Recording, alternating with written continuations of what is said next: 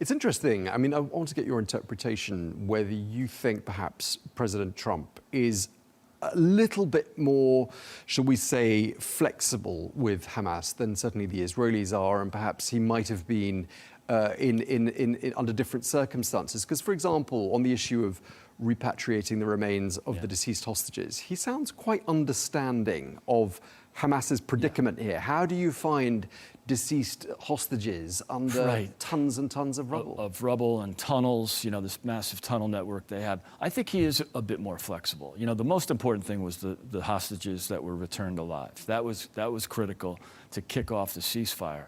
But I do think, you know, he understands there might be some difficulties, and he's just got to measure, you know, what's most important. I don't think, you know, he encouraged Netanyahu to have a measured response or a reciprocal response and not go overboard with that. It's difficult, right? I think the message that President Trump sent was, go ahead, Israel, and eliminate or do your best to eliminate Hamas. And then he came along with the peace deal during that process.